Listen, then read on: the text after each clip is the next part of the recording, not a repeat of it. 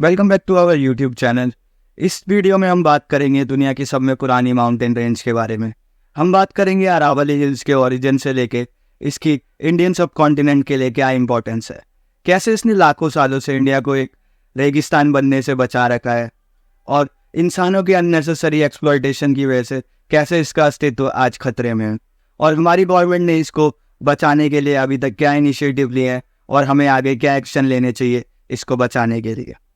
तो आइए बिना किसी देरी के स्टार्ट करते हैं इस वीडियो को। अरावली रेंज इंडिया के नॉर्थ वेस्टर्न पार्ट में पाई जाती है।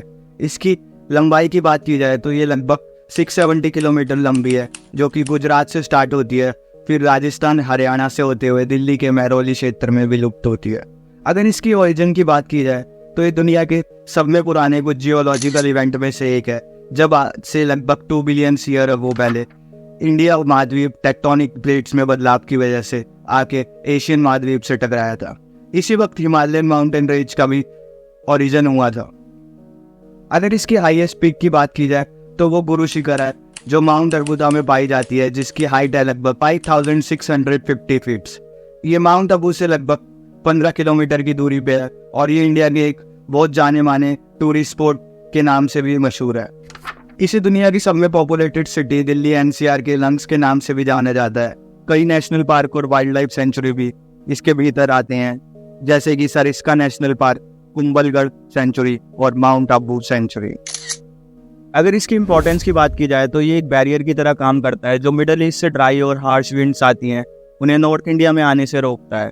ये थार डेजर्ट को दिल्ली एनसीआर में स्प्रेड होने से भी रोकता है और ये रेन क्लाउड्स जो आते हैं बे ऑफ बंगाल से, उन्हें ईस्टवर्ड डायरेक्शन में भी शिफ्ट करता है लोअर हिमालयस की तरफ, जो कि नॉर्थ इंडिया का टेम्परेचर रेगुलेट करने में बहुत ज़्यादा मददगार होता है। और ये रेंज जो है नेचुरल रिसोर्सेज में भी बहुत रिच है, जैसे कि copper, zinc, lead and marble. Aravalli एक ग्राउंड वाटर रिचार्ज जोन भी है, जो कि रेन वाटर को एब्जॉर्ब करके ग्राउंड वाटर को रिवाइव करता है। और हमारी मेजर रिवर जैसे कि लूनी, साबरमती भी अरावली रेंज से ही ओरिजिनेट होती हैं, जो कि राजस्थान के सूखे और पिछड़े इलाकों में पानी पहुंचाने में बहुत ज़्यादा मददगार है। और इतनी एक्सप्लॉयटेशन के बाद भी इसके फॉरेस्ट इंसानों के फैलाए हुए पोल्यूशन को एब्जॉर्ब करके एक बफर की तरीके से काम करते हैं। अगर खतरे की बात की जाए तो बहुत सारे फैक्टर हैं जो इसके अस्तित्व के लिए खतरा है, जिसमें से एक सब में इम्पोर्टेंट फैक्टर है इल्लीगल माइनिंग।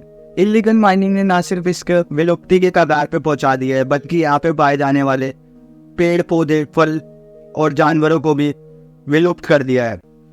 अगर नंबर्स की बात की जाए तो लगभग 25% अरावली हिल जो अभी तक इस वजह से विलुप्त हो चुकी है। और अगर बात की जाए राजस्थान में लगभग 31 मेजर हिल रेंज जो है अभी तक विलुप्त हो चुकी है। और दूसरा मेन फैक्टर है डिफॉरेस्टेशन। इंसानी बस्तियों को बचाने के लिए इंसान जल्दी से पेड़ काट रहा है, जिसकी वजह से लगभग अभी तक हरियाणा में ही 2001 से लेके 2016 तक 37% अरावली हिल रेंज जो है विलुप्त हो चुकी है। इसका एक बहुत नेगेटिव इम्पैक्ट पड़ता है, जिसकी वजह से सॉइल इरोजन भी होता है और पोल्यूशन लेवल भी बहुत ज़्यादा बढ़ रहा है। और भी कई फैक्टर्स है, जैसे कि क्लाइमेट चेंज और ओवर ग्रेजिंग। अगर इसके कंजर्वेशन की बात की जाए तो जुडिशरी और गवर्नमेंट ने एक बहुत क्रूशियल रोल प्ले करा है इसे कंजर्व करने में। सुप्रीम कोर्ट ने एक इम्पोर्टेंट रोल प्ले करते हुए फॉरेस्ट डिपार्टमेंट को निषेध दिया है इसके कंजर्वेशन के लिए पॉलिसीज बनाने का। Ministry of environment, forest and climate change MOFC का भी बहुत इंपॉर्टेंट रोल है इसमें, और उन्होंने 2019 में इसे एक रेस्ट्रिक्टेड एरिया घोषित करा था, जिसमें नॉर्मल इंसानों की एंट्री निषेध है। और अगर बात की जाए नेशनल ग्रीन ट्रिब्यूनल NGT का भी एक बहुत इंपॉर्टेंट रोल है इसके बचे हुए फॉरेस्ट एरिया को कंजर्व करने में। और national mission for clean Ganga NMGC ने भी एक बहुत क्रूशियल रोल अदा करा है इसमें पाए जाने वाली 2 मेजर नदियां गंगा और यमुना क्लीन करने के इनिशिएटिव ले। अरावली रेंज इंडिया सब कॉन्टिनेंट की ज्योग्राफी और इकोनॉमिकल ग्रोथ के लिए बहुत इंपॉर्टेंट है, तो हम सबकी रिस्पॉन्सिबिलिटी बनती है इसे आने वाली जनरेशन के लिए सेफ बन के रखने की, और हमें इसके लिए अपने एंड से भी कुछ स्टेप्स लेने चाहिए, जैसे कि कंजर्वेशन एफर्ट्स। हमें बचे हुए एरिया में इंसानों की एंट्री पर निषेध लगाना चाहिए, ताकि नेचर जो है वो अपने आप को हील कर सके दोबारा और फल फूल सके। इसके लिए हमें प्रोटेक्टेड एरियाज बनाने चाहिए, जैसे कि वाइल्ड लाइफ सेंचुरीज और नेशनल पार्क। सस्टेनेबल डेवलपमेंट, इसमें पाए जाने वाले रिसोर्सेज को हमें इस तरीके से यूज करना चाहिए ताकि ये आने वाली पीढ़ी तक सेफ रह सकें, जिसके लिए हमें सस्टेनेबल एक्टिविटीज और इको टूरिज्म को प्रमोट करना चाहिए। Education and awareness.